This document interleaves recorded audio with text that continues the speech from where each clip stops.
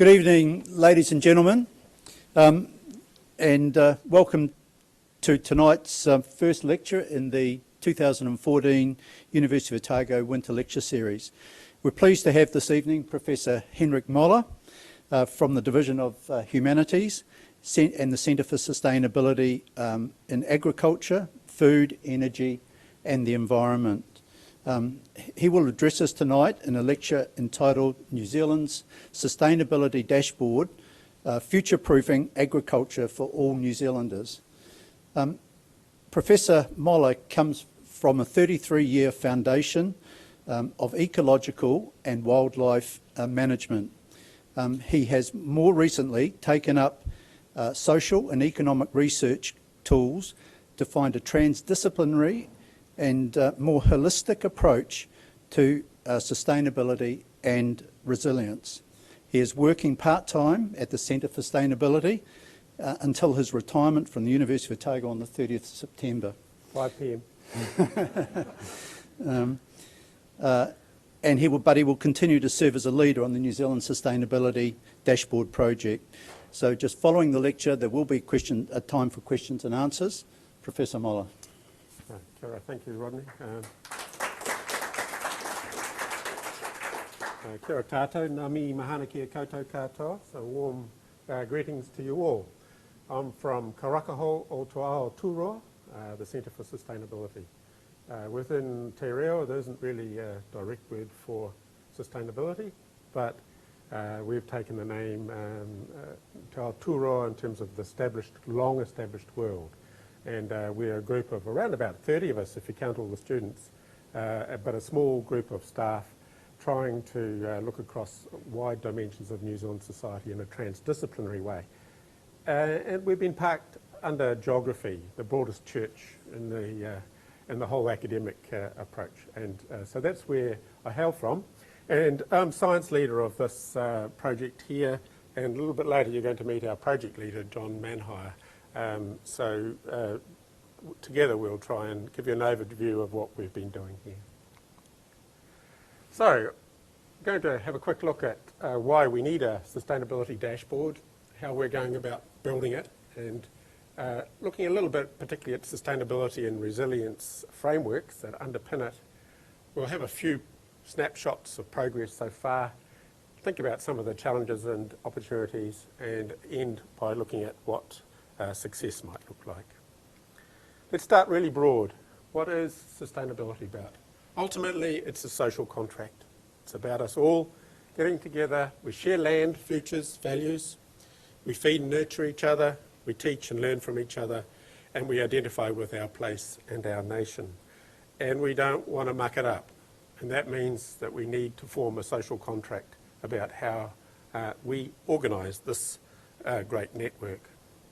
And that shared vision is, we hope, going to be assisted by this Sustainability Dashboard project that I'm going to tell you about today. We are trying to combine people, profit and the planetary considerations in this rather than trying to take a narrow disciplinary view to what you might consider to be sustainable growing of food and fibre. Now, people will collaborate if they're respected and they're listened to, and particularly if they have their values accepted. They must be trusted with responsible and meaningful roles. You can't parachute in some sort of idea about sustainability and expect people to take it up and do the hard yards for the social good or the public good. And I think there's an endless amount of research now showing that people, if they feel proud and belong and are members of some sort of community or club, then they're going to collaborate and keep the social contract going. So the Sustainability Dashboard is a lot about trying to create a tool to bring these things to the party, in particular a bottom-up tool where a whole lot of farmers and producers are given strong driving seats, but are also communicating in structured ways to other citizens of New Zealand and indeed the planet. So willing participation is the key, and it will be the key indicator of long-term success. So with that in mind, what is this strange thing called the Sustainability Dashboard? In some ways, we can think of it as a tool. It's an online tool and an associated network of stakeholders. I'd call them layers and players. all sorts of layers and players, starting with the growers themselves. We want to deploy mainly self-assessed key performance indicators and get them reported annually. And we're hoping that if this is done online within a structured environment, that there will be instant benchmarking for those people that participate. So rather than following a questionnaire and getting an answer and a report a year later when you kind of had forgotten what you did, the online tool allows us to give instant feedback to people who participate and try to engender more and more participation and deeper engagement with the tool. I see some of you writing this down. We'll make handouts available later on with all the PowerPoints if that's wanted. Just need to get hold of me. There'll be trend analysis. We have to set targets and trigger points, and ultimately we want all the metrics that are gained around sustainability to be upscaled so that the community around the growers can learn and hear about what's going on, and that this eventually will feed into places like regional councils and Ministry for Environment. There'll be an automated reporting process. It distresses me that our country has only really had 2 major state of environment reports, for instance. These are somewhat discordant, certainly not part of an organised choir about a long-term trajectory of investment and figuring out what's happening to our environment.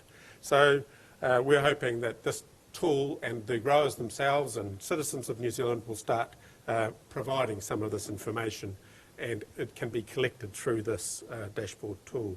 And ultimately we want to assert, test, open to scrutiny, the cultural authenticity and sustainability credentials of people who are farming and producing food and fibre. The research team, it's transdisciplinary. We have a large group of consultants, we have industry representatives, and we have some academics, and there are some CRIs in the pack, so these are many of our people here. So overall, we're about 20 people, and then a growing number of students, all from different institutions. That's another crucial part of finding a bigger picture and transdisciplinarity here. I don't think I need to convince you that agriculture is crucial to all of us, but let's have a quick look at some of the main statistics.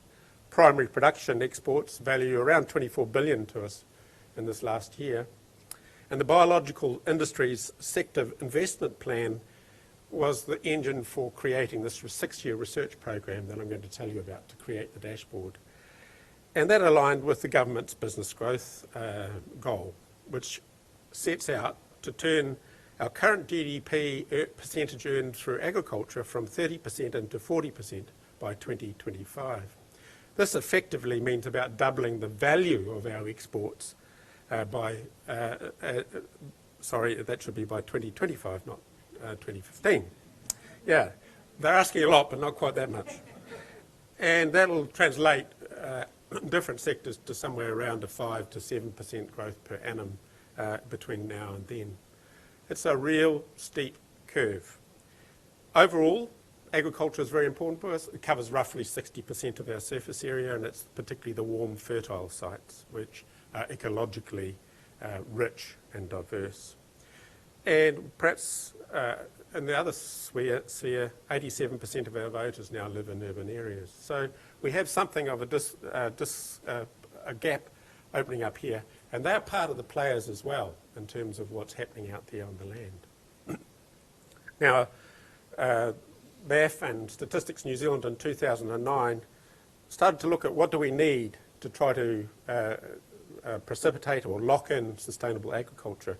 And on the left-hand side here, these are some of the challenges and opportunities they identified. And in the second column along, they're talking at some of the complexity of these things. You can see that market access and global competitiveness, well, it has high complexity. And they felt that the moment our information about how to support market access and global competitiveness was pretty fully met in their view. This is a relative score. And, but you compare that with something like, what should we take? Let's take environmental sustainability and biodiversity and integrity.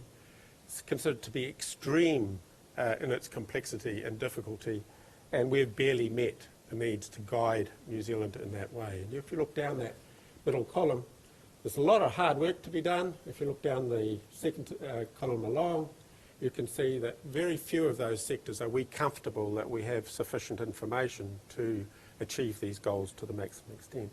On the final column there, I'm suggesting some of the ways that the dashboard is trying to fill those gaps in the way we're going to deal with it. See whether I can convince you that we will be supporting environmental sustainability and biodiversity and integrity. I'm an ecologist. I'm just going to talk more about the ecological side tonight than some of the others. Now, the Parliamentary Commissioner for Environment, Morgan Williams, gave the country a really good serve, right, in 2003. This report was one of the largest from his time as a commissioner, and it started to challenge and talk about almost the unspeakable. Was our agriculture actually sustainable, and how would you measure that? And in particular, he was quite interested in ecological subsidies and intensification. So we don't believe in subsidising economic systems, but it makes me wonder, as an ecologist, why we are not talking about the same issue of subsidising farming and land by bringing in subsidies, be they water, energy, nutrients of all sorts, onto a piece of land. And just as we might suspect there will be distortions from economic subsidies, so we must see that there's risk as well as opportunity in the ecological subsidies. Here's an example from some colleagues in our team, just looking at the increased reliance on chemicals and nutritional substances. So the black squares are feed and fodder stuffs. It's often palm kernel brought in to feed cows, right? And you can see this huge geometric increase here in the last decade. Okay, it's really rocketing away. So what we're doing here is starting to decouple farming from local carrying capacity of the land by bringing in the supplementary feeds.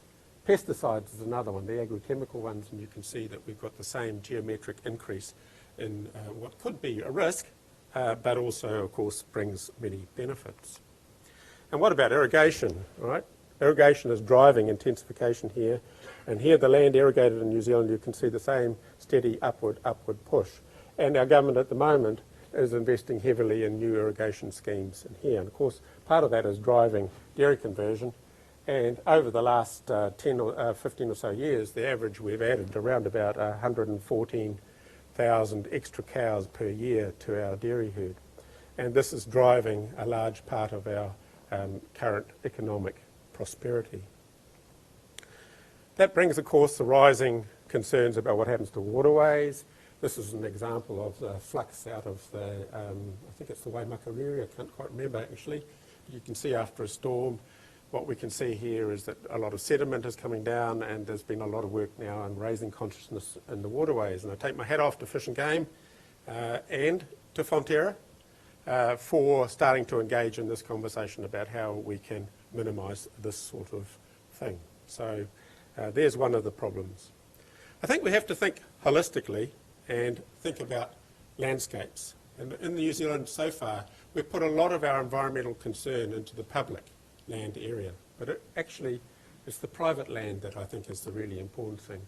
And we're quite comfortable about talking about ecological flows here, but most of those issues that we've talked about before and those threats are coming from private land, but so are the national benefits in terms of support of our lifestyle and our society.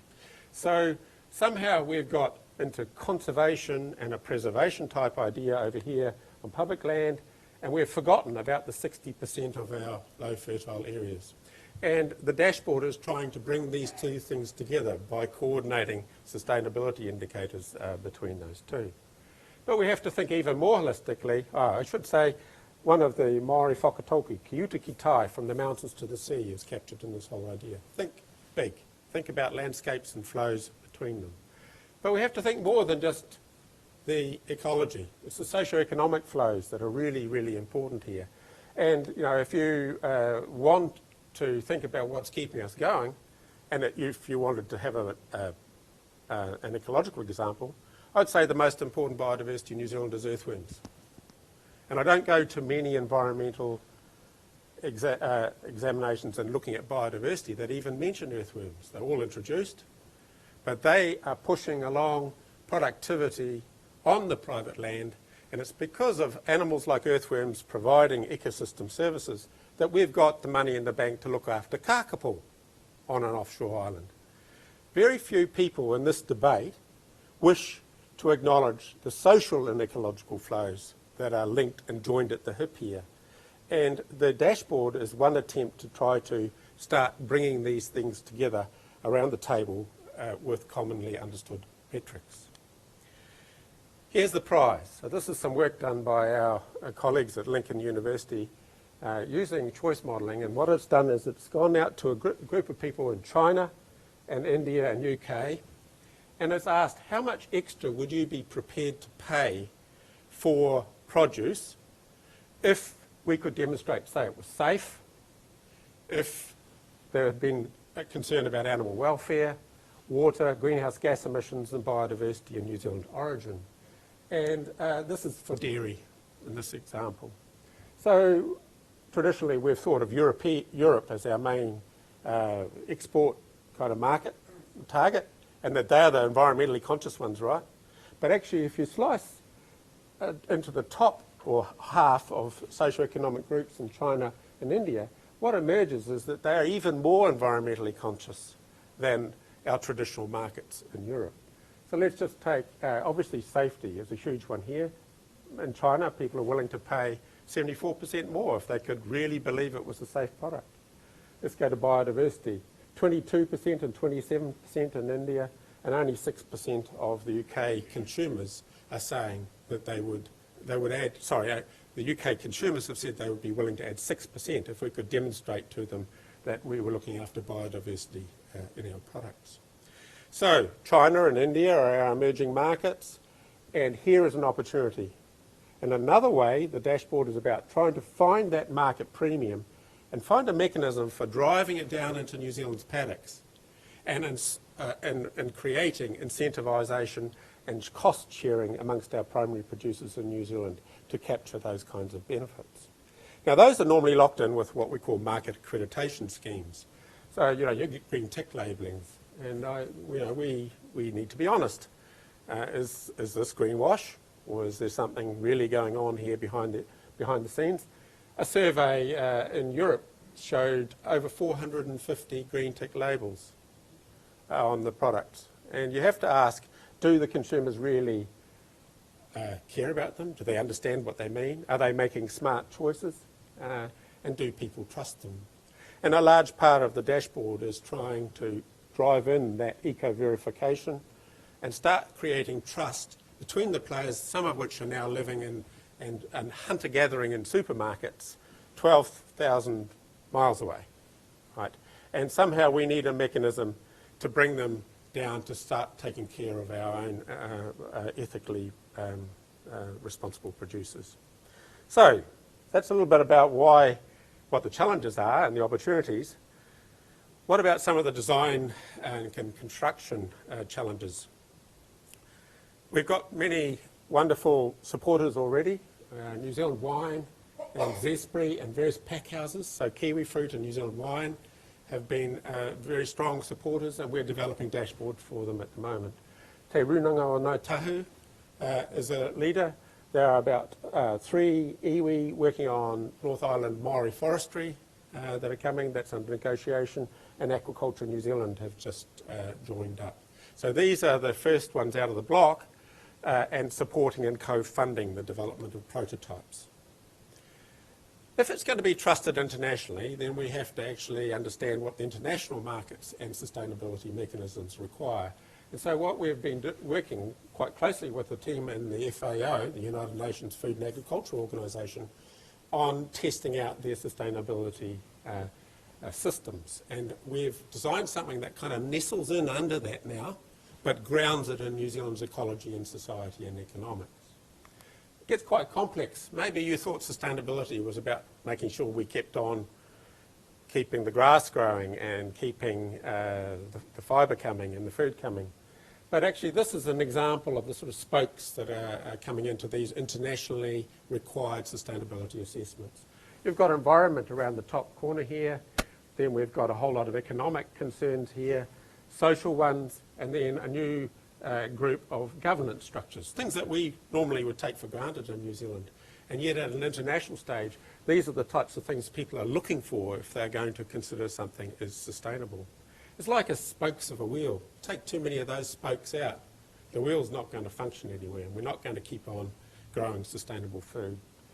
And the normal way here, you can see in the middle there's a red zone, and then there's a sort of amber zone outside, light green and deep green.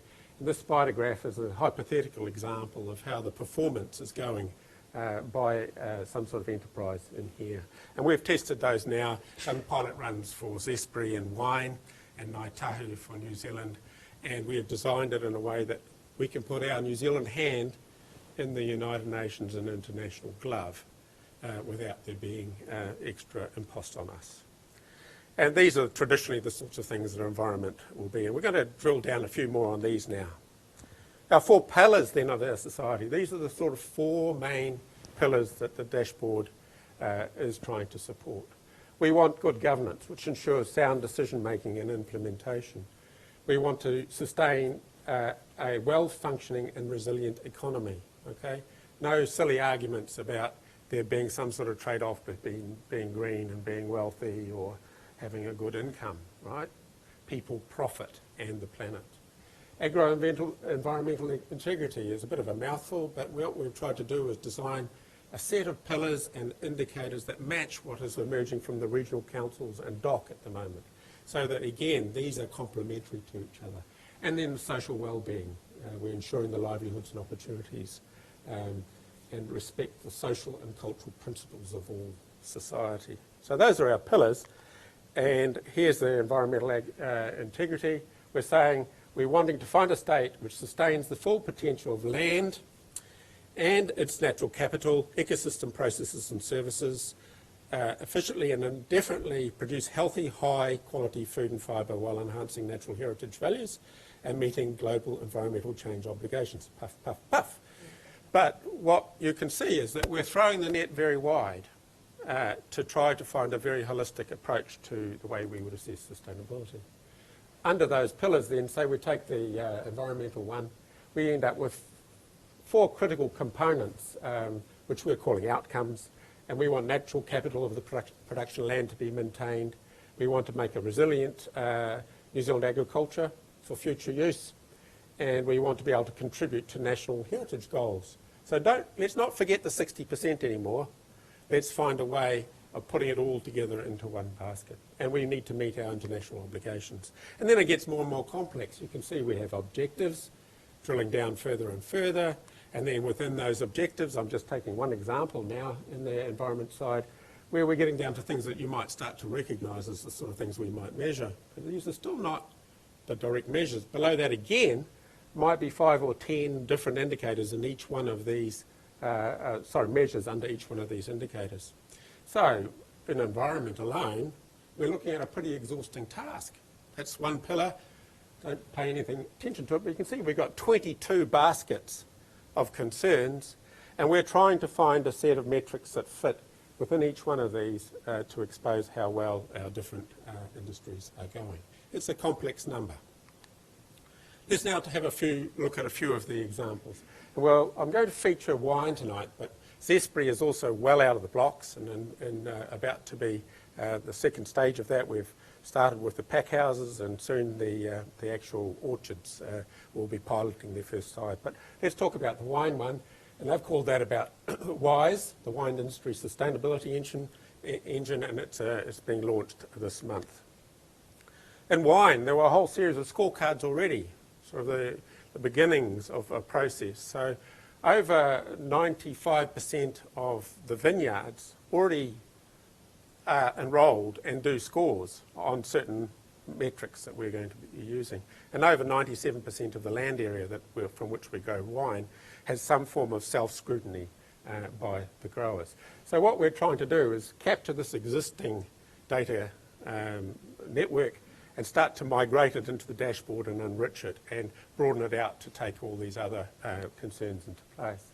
Here's an example: individualised winery and vineyard reports are formed. Here's a water report and what it's showing, and trying to use various graphics. We'll come to a bit of detail later on. Well, we can do that next.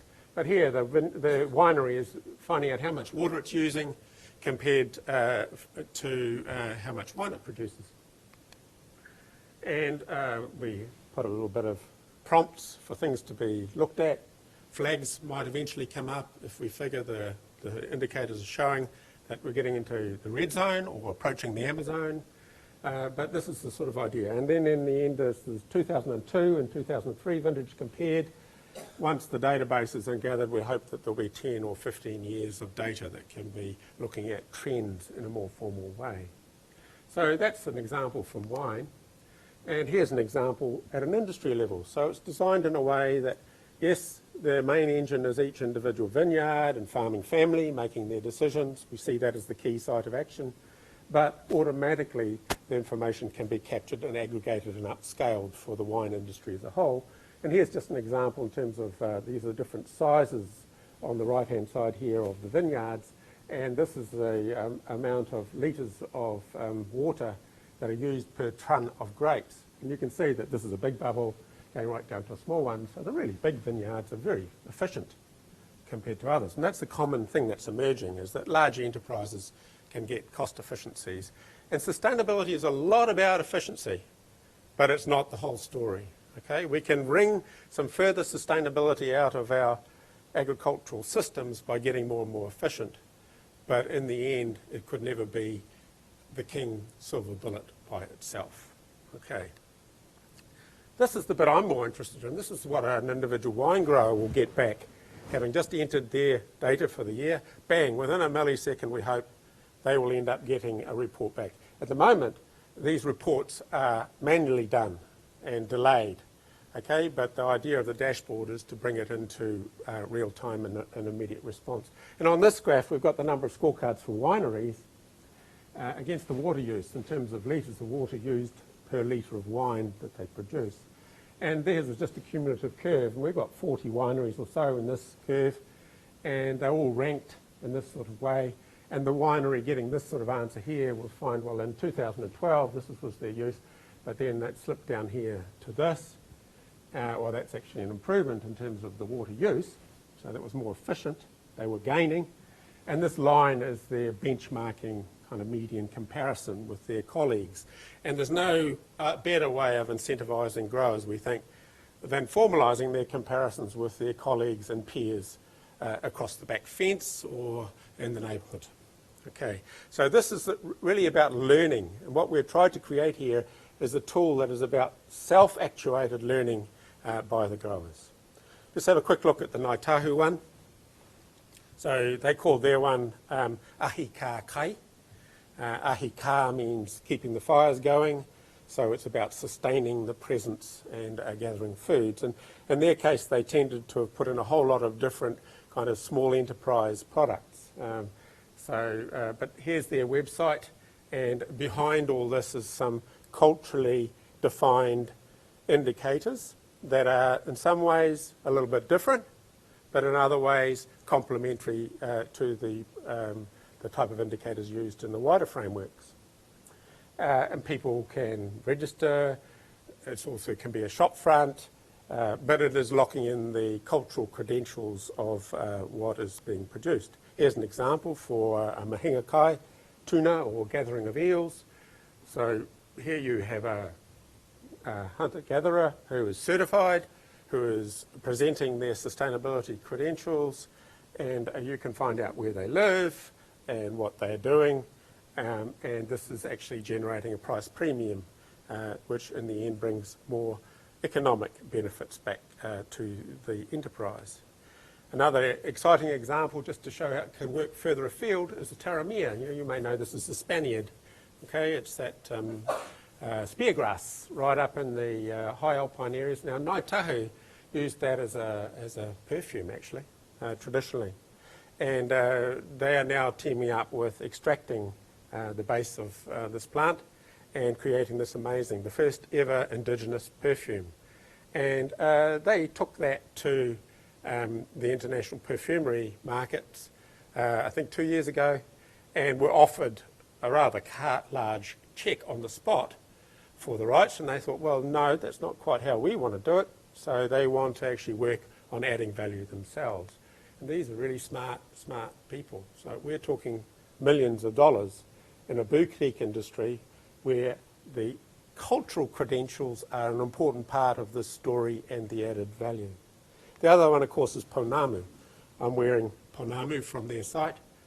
I got information about the carver, where the stone came from, its provenance, and something about the significance of my taonga here.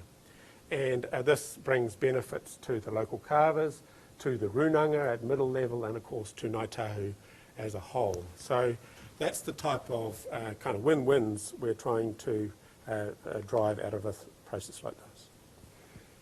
Okay, so those are a couple of the examples. I'm now going to talk a little bit about some of the sort of scientific challenges in here, right? Okay, I'm a scientist that's lost his way maybe into being more interested in sociology and economics. Well, not quite, but there are some incredible challenges in trying to get a bottom-up, repeatable and trusted indicator set like this going for building trust.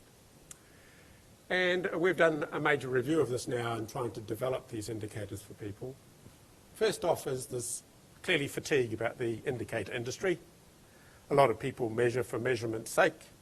There is, I think, a great and healthy scepticism that you must be measuring something that is meaningful and that you're learning from.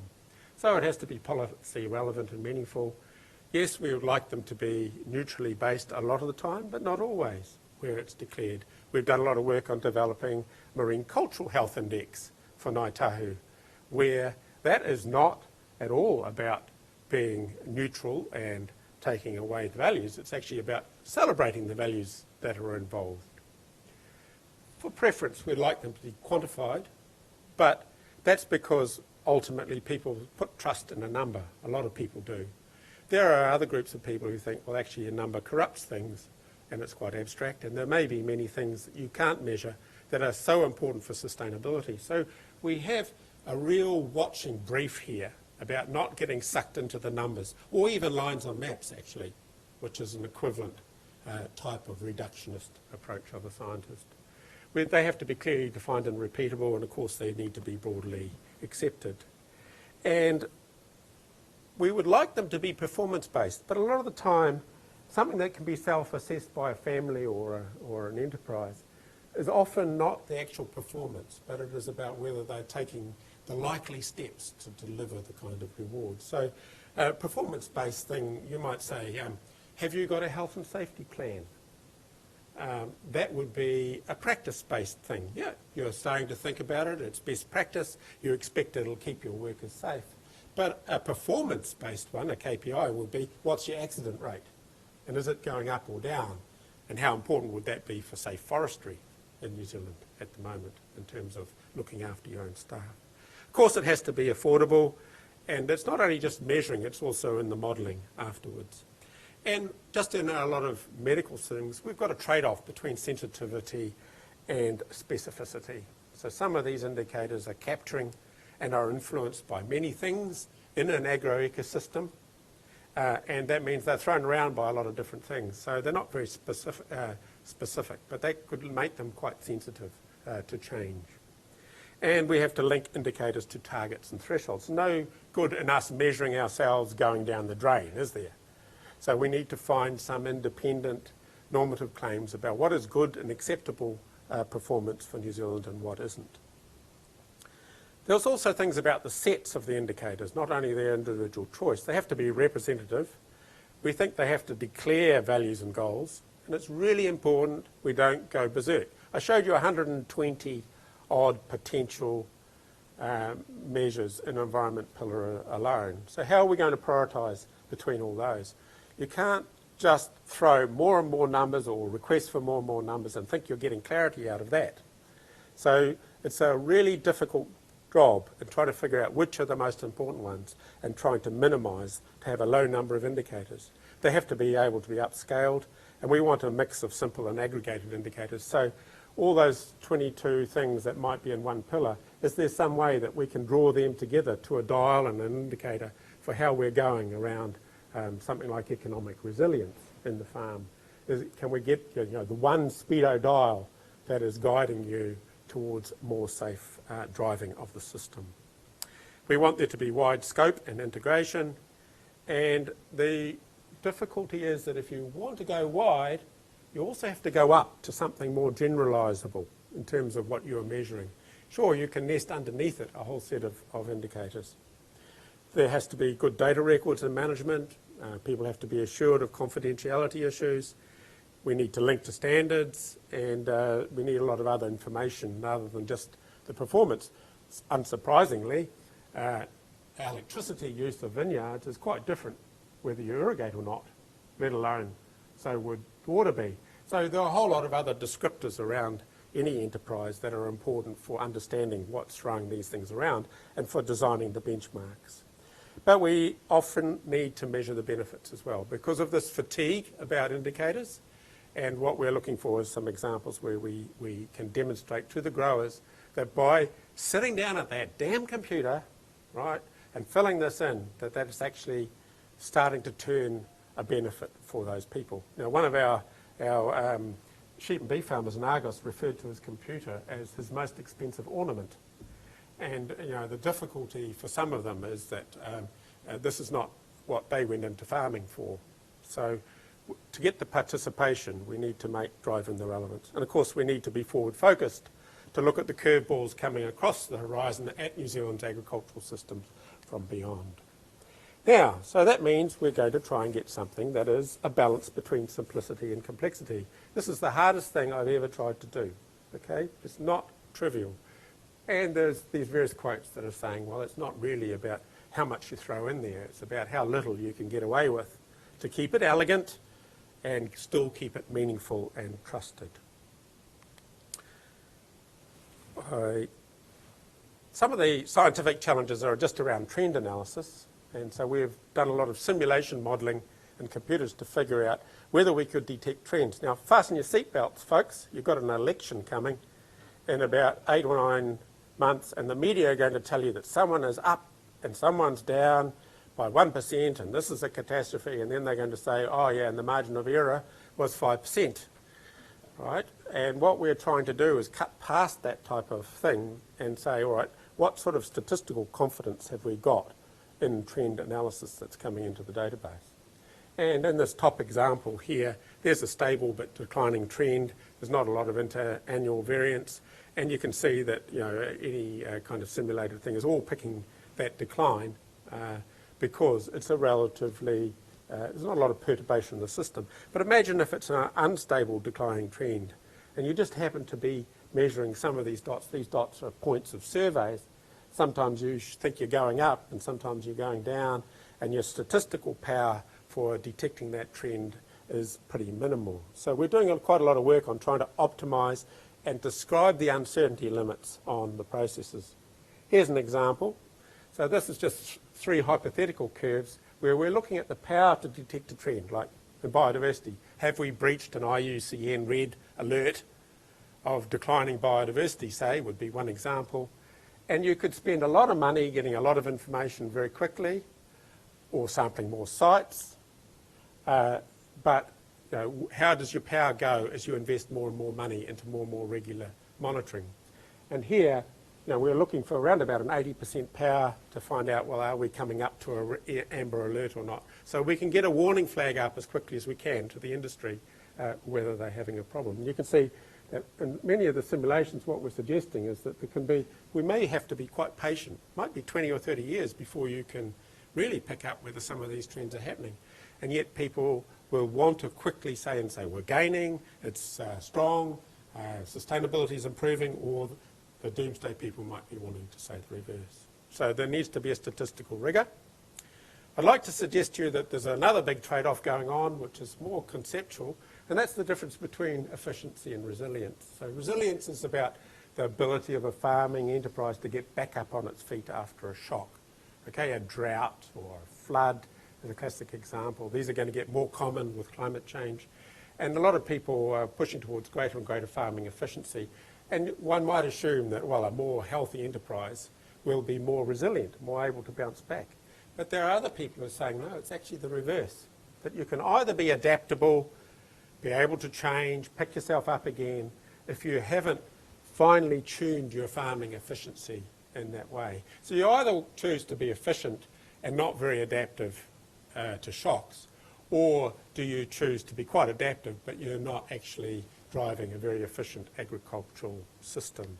I think the reality is probably something like this. You know, a very inefficient farming system is not going to have much financial capital and social capital. It might be associated with a lot of knowledge issues and choice issues or financing issues. So it won't actually be very resilient if a shock comes along. On the other hand, if you go too far and you've fine-tuned yourself as an agricultural system into getting the most out of now, you're not very prepared for the new now when circumstances change. And that's called the efficiency trap. So the dashboard is working along these things and it has to start thinking about the trade-offs in terms of long-term adaptability as well as maximising immediate kind of indicators for sustainability.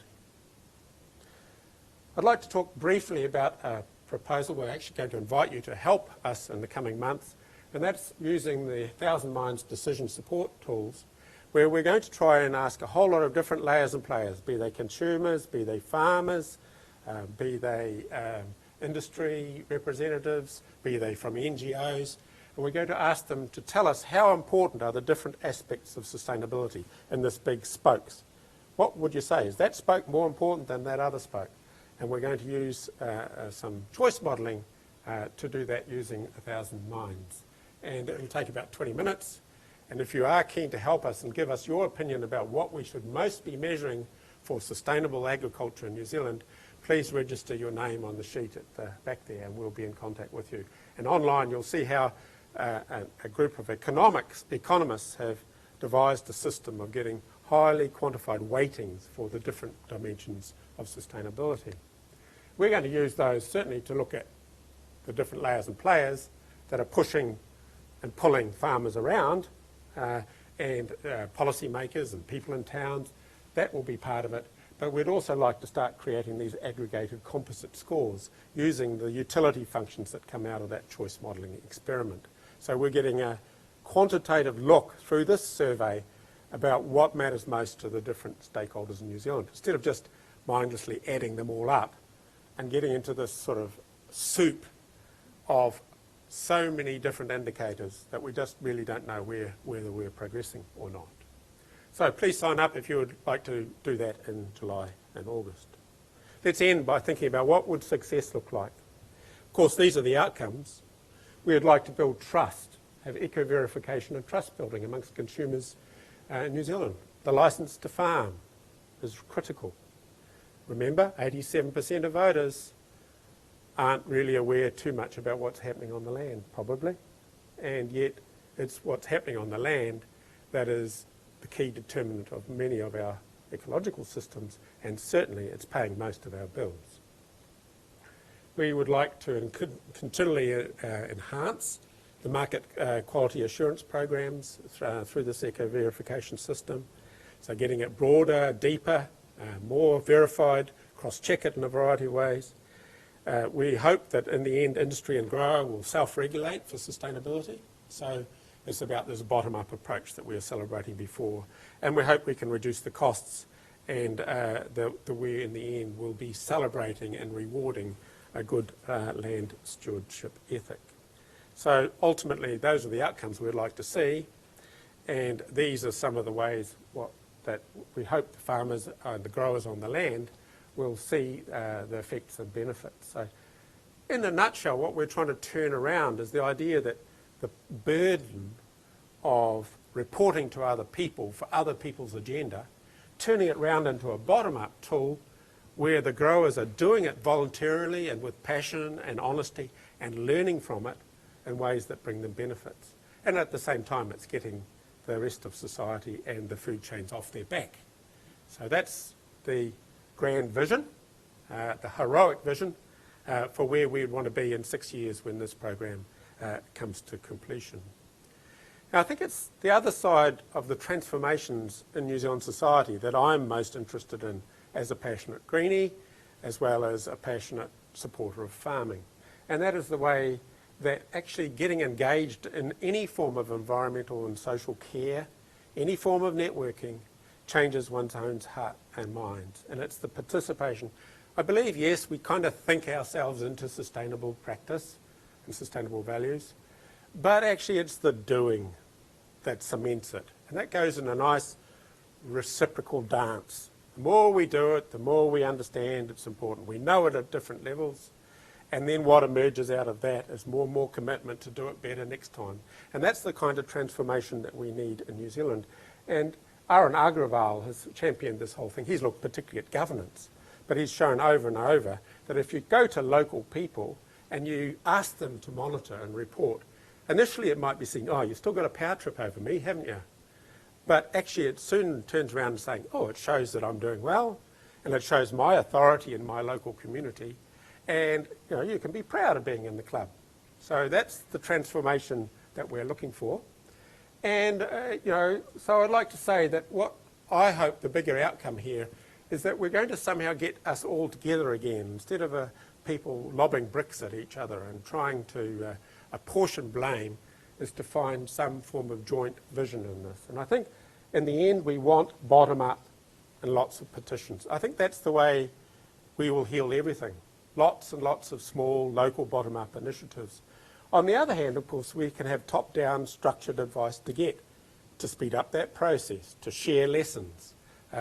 What I'm most interested in this dashboard process is the way that we're going to bring the different knowledges to the pack. So yeah, we've got a group of well-paid scientists and policy makers, okay, who look outside the system to some extent, try and break it down.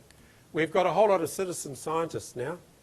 We're turning our growers into citizen scientists and the various community networks. So this is the beginnings of starting to gain information and share it upstairs as well as sharing it at base level. And what we're trying to do here is get to an adaptive management approach. I think we've known for 100 years what we need to do to be sustainable. We throw more and more money at a reductionist scientific kind of level, and we think science research will be the answer. Actually, I think it's something we've got to work out by doing, and it's an adaptive management process and being quite structured about that. And in the end, it's bringing that local knowledge of the farmers and the kaitiaki to bear. A huge part of sustainability is about local tuning, and if we can open up that space and way of capturing the information of people who are out there on the land, who understand that their back block behaves differently from their front block in a drought or whatever, or in this or that soil type, then there's the opportunity for sustainability. And so to me, it's about breaking the shackles of thinking that the knowledge comes from outside, or that the mistrust of locals are thinking, oh yeah, who's dropped up to my gate now? The scientist who thinks he knows how to farm, right? And bringing that all together into this social contract that we started our talk about. Okay, and I'll end with a whakatauki. Kia ora te tangata, kia ora te whenua, kia ora te tangata. So if the land is healthy, the people are healthy. But I think that what we've tended to have forgotten so far is the reverse. That if the people are healthy, the land will be healthy. Okay, it's a part of a huge reciprocity.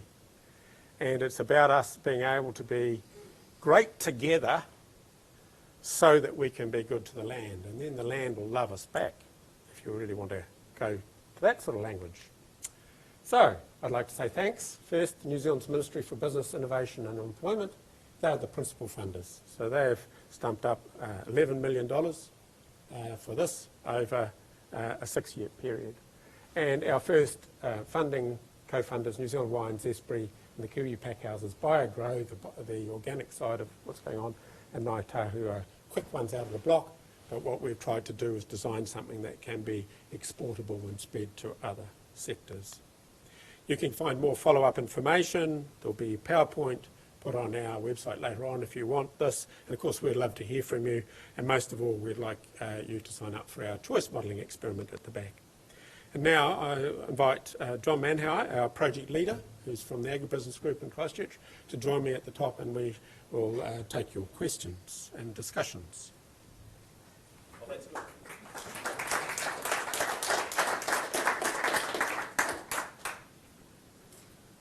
All right. Sure.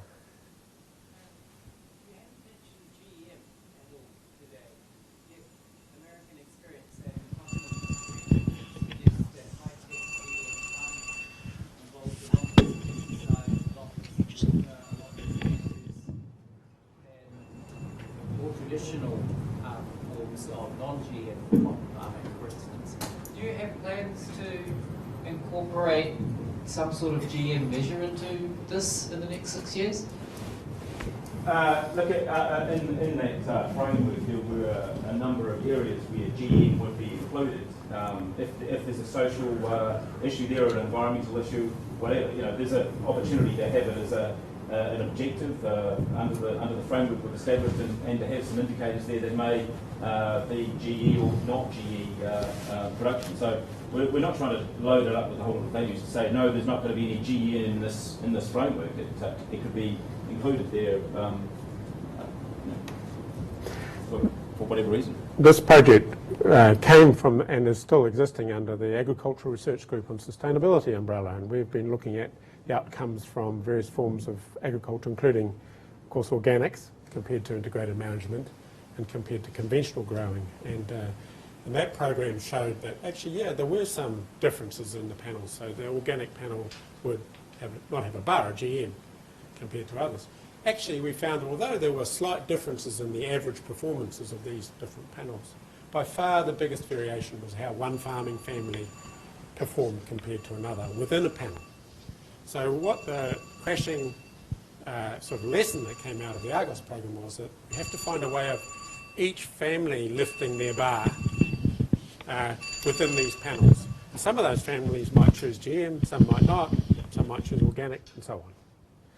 GM, nevertheless, is a national level kind of decision as well, which nicely shows that part of the players here are the national concerns. And just because some farmers want GM and others don't, it's kind of like, it's a one-way door, so that has to be worked out nationally. Kia ora.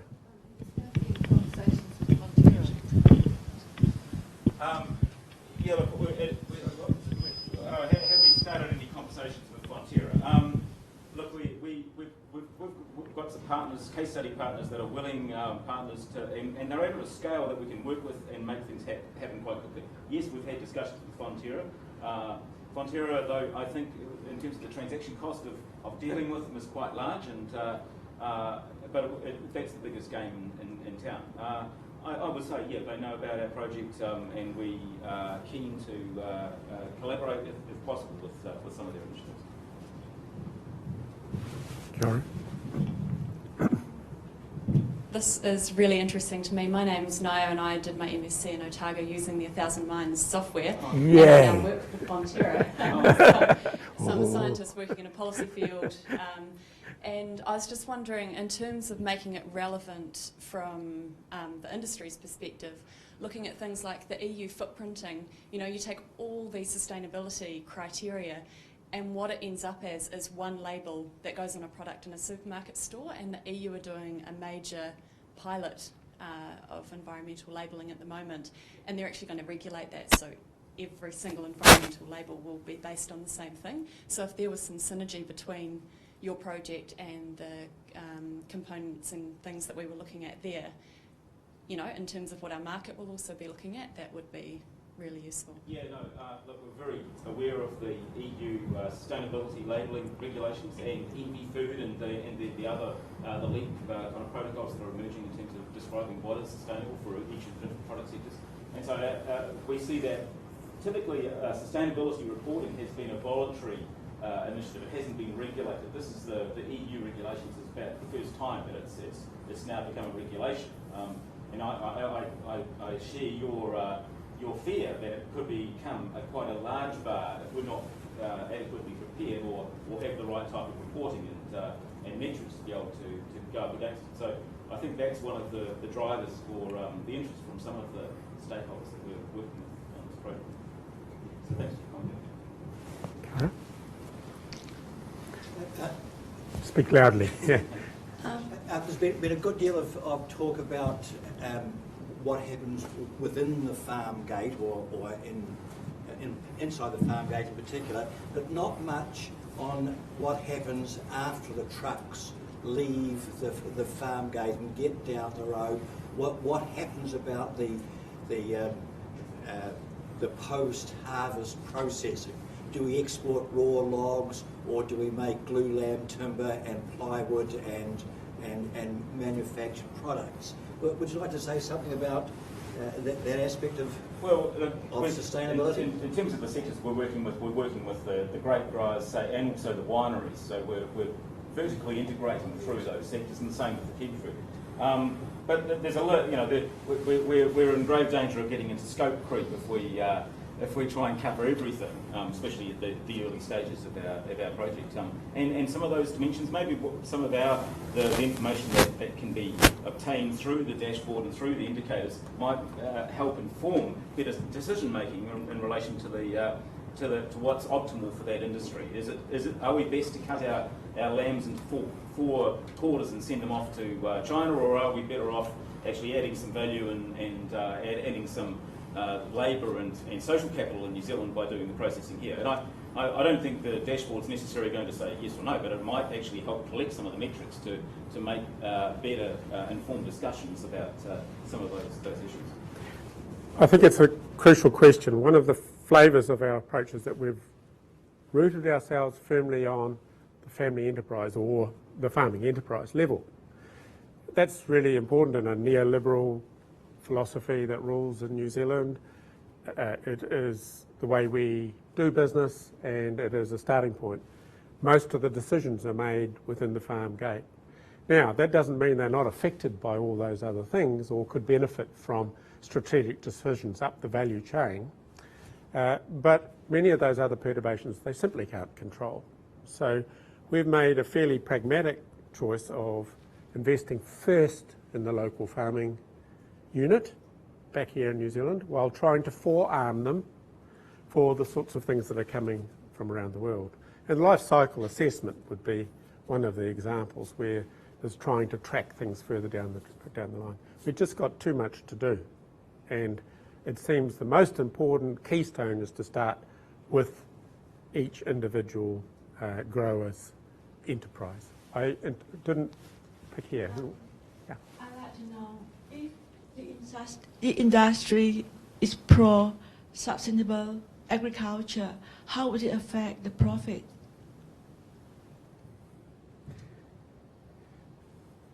Well, I think our wedded belief is that if they are more sustainable in the longer run, that will build profit.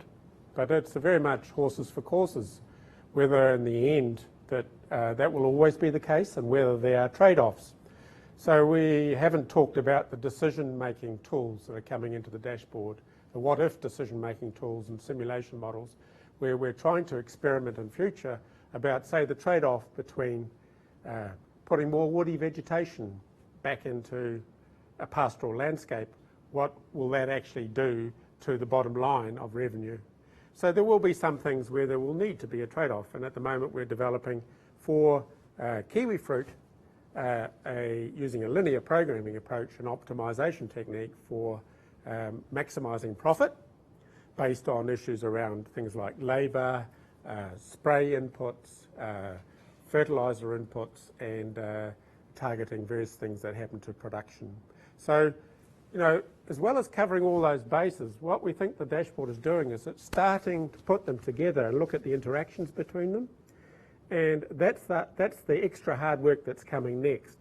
And in the longer run, we expect some of those, there will be less of an economic return, but we also think there will be many win-wins. And it's a matter of trading those things off. And the bigger picture protection for New Zealand is to add the rich, trusted story about what we're doing. As a whole, we have to go from efficient quantity production of food and fibre to high quality food and fibre that has a story associated with it along the kinds of multiple dimensions we've talked about today. And in the longer run, that's got to be good for business, huh? Doubling by 2025 of value, is that attainable? Can you give us a background on where that came from and what its likely manifestation is? Well, look, it's not our project's goal, it's the government's goal that they set about 3 or 4 years ago. So it's an aspirational goal for the industry. For New Zealand, and look, it's not all about doubling production, because that would probably destroy large parts of New Zealand, but it's about also adding value and hopefully more of the doubling of the value of our commodities rather than doubling the volume. But if you really wanted to get into that debate, I'd be talking to MPI and Ministry of Primary Industry and have a look at the discussion around that. It's part of the overall government plan to increase New Zealand's export yields. Simon Terry. Hey, really appreciate the work you guys are doing, and following on a bit from Nayo's question, there seem to be at least 3 different things in play here. We've got what was referred to earlier about a story and something accompanying a quality product, where it's a branded product where we sort of pushing up from the bottom to deliver a premium product. You've got, as Nayan mentioned, the regulatory standards coming out of Europe, for example, which might set a sort of a bar. You've got Global Gap in the same sort of reign. And then you've got the individual supermarket chains which are competing to an extent, on the set of value attributes they bring together and dictating down to producers. I'm just wondering if you have any feel for how you think those various drivers are going to shake out for what is going to be, the thing that will ultimately pervade what standards New Zealand needs to bring up to, and where your project sits with that. Yeah, look, I think there's a number of drivers. There's the market driver, there's the regulatory driver, i.e. the environment, Canterbury with their nutrient caps and all the rest of it. There's also the requirement for farmers to have better quality information to make informed decision making. So it's not just the market driver which you described. I think the drivers will actually vary depending on the industry. If you're into, say, the wine, they're very much driven by the market driver, or with kiwi fruit, or where you're selling that product. The regulatory one, to be honest, Fonterra they do sell some products branded with Fonterra, but it's not necessary. They sell to Nayan, well, they used to sell to Nayan, but they sell to a number of other players, and so therefore it's possibly not, or hasn't been to date, such a strong market driver there. It's been more about a licensed operator in New Zealand. So are we trying to drive to the development of a New Zealand standard for sustainability? Look, we haven't had that discussion, and I think it would require a lot more consultation and debate than we've got in terms of this project, and also a bigger mandate. It's maybe something that MPI or government needs to address. Thank you. I would say, though, that for me the juggernaut coming is the intrinsic rise of the conservation movement in New Zealand and the environmental movement, and that we extend that support to the production landscapes and embed that in our lives. And I think that's underway. It's accelerated a lot in recent years, and I think that almost means we're going to do our own thing within New Zealand society. Sure, there'll be a few compromises along the way, but it's actually about closer to home kinship issues and collective decision making, getting the regional councils much more empowered, people giving DOC a hand, stopping this idea that somehow conservation happens on private land and doesn't, on public land, and shall not happen on private land, and that we don't have a stake in private land. That's the bigger, slow, resilient cycle that I think is going to turn us in the coming decades. And that'll be prompted by all the things you've just mentioned and pushed and pulled, but I think it's the work happening in New Zealand society that is also going to allow us to go with that. Thanks for that, Professor Eric and John. I'm Larita from the Ministry for Primary Industries, and you've already mentioned the Ministry for Primary Industries a few times. Yeah. But I've got a multi-layered question, so please unbundle it for me. You spoke emphatically about sustainability, and it seems like you're looking at trying to bring together the triple bottom line and looking at how we can harness the collective expertise of both the growers as well as the scientists and the policy analysts to come together and actually land at a space that would make New Zealand a more trustworthy, reputable country to continue to trade with our trading partners.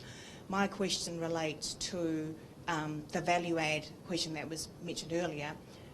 The government is looking at the business growth agenda, which was touched on earlier, to double exports, which is basically an opportunity for New Zealand to tap into emerging markets in Asia and Middle East and Africa, so that we can try and harness and showcase the talents and the produce that we have in New Zealand. How do you see your work sort of trying to add value to build the social capital that we need to ensure that our products, that when they do go offshore, actually have that value add, so we reap the rewards of the value add here instead of the likes of Fonterra taking their basic milk powder to China, and then the Chinese split them up into multiple products and they reap the rewards of the value add? Sure. I think, look, the days of the greenwash, saying that New Zealand is clean green, so buy our product and pay a big premium for it, are kind of gone for a lot of our commodities. So what you need to have is a lot greater level of integrity and transparency in relation to any kind of sustainability claims that you have in the market. Our project is about that. So we're case studying that with the kiwi fruit industry, so that, and the wine industry, for example. At the moment, where our tool has been rolled out to 1,300 grape growers and 350 wineries, basically the whole industry. So you don't have much better transparency than actually having quantitative reporting on key sustainability metrics for the whole industry, not just a sample, the whole industry, and being able to report on that. So that's a little bit of the vision that we've got for that. We have talked to MPI about some of the alignment with some of the initiatives that they're looking at. I think there's a really good alignment between what we're proposing and some of the capabilities that we've got that could align with where MPI is as well. So we're really keen to continue the engagement and discussion and see where we may tailor some of the work that we've got to fit into where you're going as well. And just to add on to that, we currently do have a government industry agreement, so it's a plug for MPI here. So we are actively engaging with industries to understand what their concerns are, what their priorities are, so that we can jointly make decisions and co-invest in those decisions so that we can protect the New Zealand green. If we do have an inclusion, for example, like food fly in Whangarei, the industries are at the table helping us to, I guess, understand how best we should respond. So I guess I'm looking at your research and your proposal as a way for us to tap into that, take some learnings and also leverage and synergies between our respective work and how we can actually deliver better outcomes for New Zealand. Yeah, look, this is a critical thing for New Zealand Inc., and we've got to do it collectively rather than through disparate kind of initiatives. So yeah, we celebrate the leadership that MPI seems to be gaining in this area, which is really refreshing. Kia ora, Henrik. Kia ora. Thank you very much. As a fellow ecologist from long ago, it's really good to see this work going on. A couple of comments and a question. I think the juggernaut coming down the road is not from the environmental conservation movement. I think it's from globalisation. I think it's from things like the Trans-Pacific Partnership proposal, which would do all sorts of potential damage to your, I think, very wholesome and appropriate vision of what we can do as a nation. I think there's some huge issues there which agriculture has barely begun to think about. But the question is that one of the big juggernauts also that's coming is climate change. And the impacts of climate change on New Zealand's current agricultural model are going to be real. And you know from your resilience and sustainability work that we might end up measuring the wrong metrics, and looks like everything's getting more efficient and better, and then suddenly we're into tipping points, and if we continue to pour ryegrass and clover into areas which are going to get drier and drier on over-allocated water, that whole model is not going to be sustainable, despite any government's grand pronouncements about doubling productivity over the next 15 years. It just doesn't work that way, and you know that very well. So I think you're going to need to think very hard about what kind of metrics can you gather which are going to start to address some of those issues and maybe point towards when we're getting towards some of those tipping points, either towards some modelling and how that resilience can be retained before you get to those tipping points, thresholds. Kia ora, Ren, and I think one of the earliest projects I met you on was you were building a scenario on nuclear winter, and you know, these bigger picture things that you've contributed right along the way on those sorts of things. Now, climate change is in there. It's part of it. Part of it, our responsibilities is to actually help mitigate and not to carry on making the problem worse, but it's also about getting prepared. Now, an allied project in the Argos program, also funded by, in this case funded by MPI's Sustainable Land Management and Climate Change project, is to look at smart intensification as a trajectory. Rather than this raw intensification figures that I was telling you, how can we do that smarter in a way that will retain resilience to climate change and capture many of the benefits that are there from climate change? So I totally agree. Climate change is a big one. I kind of think that in the end the harder things are to deal with social and economic linkages and incentivise preparedness about that than it is the biophysical side, but there will be biophysical threats for New Zealand. You mentioned modelling. I'd like to see a good model on what happens to grass production, for instance, for pastoralism in various climate change scenarios. And so it goes on. On the other hand, it's such a complex thing. We've only got one biosphere, one planet, and it's incredibly hard to predict how it happens. So I think that what we have to do is forearm New Zealand's agriculture with a whole set of rules of thumb and philosophies that will allow us to go with the punches, rather than think that we can work out exactly what we want to do and shift New Zealand's agriculture in that area, in that direction. So yeah, it's a biggie, but hell, it's only ecology. That's different from linkages, coupled social, ecological and economic systems, which are perverse, they are adaptive. Now if we were to use an ecological paradigm for what we're dealing with here, we're dealing with multiple stresses, and that leads to these really strange and unpredictable effects. So I don't think we can predict there. I think that what we do is go home to base and get some simple rules of thumb about being aware, getting the best information possible, and coping and preparing with that awareness in mind.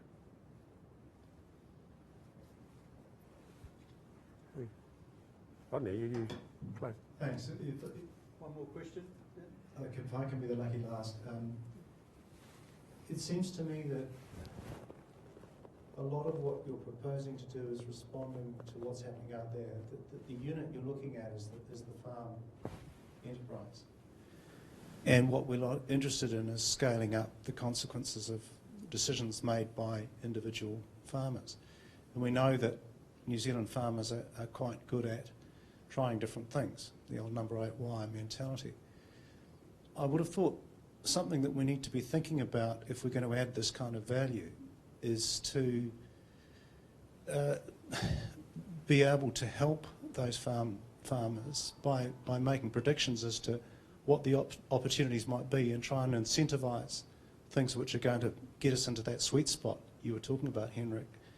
Because one of the things, if we carry on with some of the models we've got in place at the moment, we're going to get into big trouble. We already have. And we need to learn from not do that again. So I'm interested in to what extent the sorts of things that you're doing might be able to help us to make predictions as to where that sweet spot might be for particular sectors and or ultimately farmers, because this is bloody complicated stuff that you're presenting. In fact, I think we all struggle with it here in the room, and it'd be very difficult for farmers who've got lots of other things to do. So I hope you understand the question that I'm trying to put. How can we turn this into something that would predict and enable so that people are not boxed into the wrong corners? Yeah, well, I think in the longer run, there's no one silver bullet, no one tool, there isn't one dashboard to rule them all. Everyone's going to find different ways of mobilising information. In the end, what we're dealing with in monitoring is like trying to drive a car by looking in the rear vision mirror. Monitoring is like measuring where have you gone, what are your trends, are you breaching limits, where are you at the moment, but where have you been? And like the climate change example, it's a new world. So where we've been and how we've behaved in the past isn't necessarily going to be a strong predictor of where we're going to go. So that turns out it's a fuzzy world, and I just think that we need to try to bring some predictive ecology into some deep places in the process. So what's going on here is like attempting scholarship that's 100 kilometres wide and about 1 millimetre thick, if you're a real sceptic, in terms of this, and trying to get a bigger picture, solution-orientated look at that. But there are places where we need the reductionist science and all the stuff that I love for 20 years of going 10 kilometres deep over 1 millimetre wide. And the idea is to find this combination, that we're actually investing in the detailed predictive work that could be a king hitter here, but we're not losing the plot by not seeing the bigger picture again.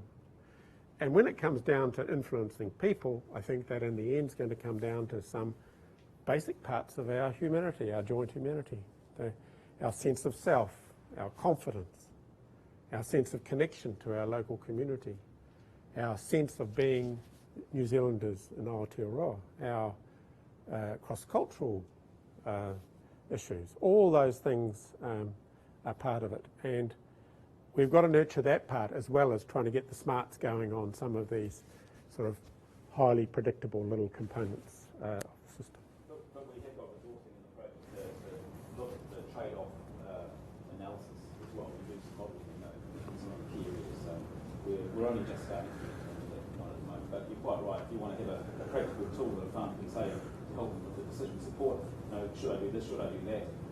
Hopefully there will be a capability within the project that will enable them to make the decisions.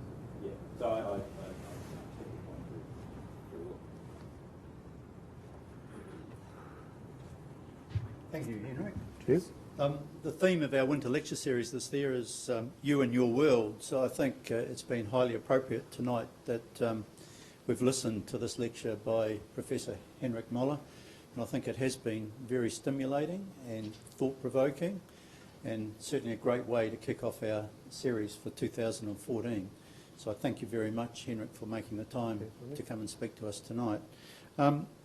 The second lecture in our series is on Wednesday the 25th of June. It's Dr. Bryce Edwards from, again, our Division of Humanities and our Department of Politics. And his lecture topic is Politics of Scandal, Sex, Corruption and Lies in Election Year. Pretty appropriate, I think. So, so Bryce is obviously a pretty renowned figure, so we look forward to that. But Henrik, thank you once again for making the time to come along tonight, and we'll just show our appreciation in the normal way.